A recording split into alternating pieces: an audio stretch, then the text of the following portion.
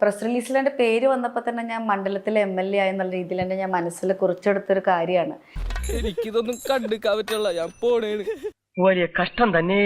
പോലും ഞാൻ ജയിച്ച പ്രതീതിയിലാണ് നിൽക്കണേ. ഇയാൾക്ക് എന്താണ് വയ്യേ? അത്രത്തോളം ഒന്നും ഭാഗ്യമുണ്ടോ, ഞാൻ ചെയ്തിട്ടുണ്ടോ എന്ന് പോലും എനിക്ക് അറിയില്ല എൻ്റെ കർമ്മം കൊണ്ട്.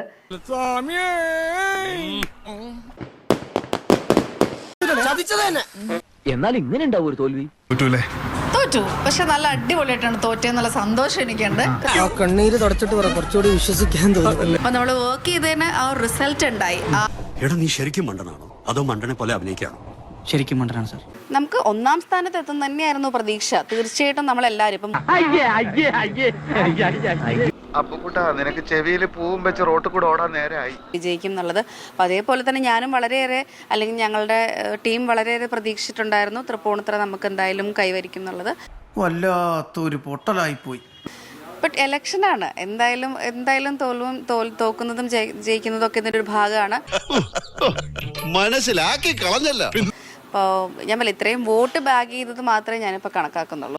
വെറുതെ അല്ല നാട്ടുകാർ മുഴുവൻ താൻ മണ്ടനാണെന്ന് പറയുന്നത്. ഞാൻ ഈ ചക്ക എന്ന് പറയുന്ന ചിഹ്നം എല്ലാവരിലേക്കും ഓൾമോസ്റ്റ് എത്തിയിട്ടുണ്ടായിരുന്നു. അയ്യോ, ഓർമ്മിപ്പിക്കല്ലേ പൊന്നെ. ഉത്തരവാദിത്തം ഏറ്റെടുക്കും, ഇല്ലെങ്കിൽ പോലും ഇതിന്റെ ഒരു ഭാഗവത്തായിട്ട് ഞാൻ ഉണ്ടാവും. എന്റെ പൊന്നോ വേണ്ട. എന്റെ കഷ്ടകാലം എന്നല്ലാതെ എന്ത് പറയാൻ.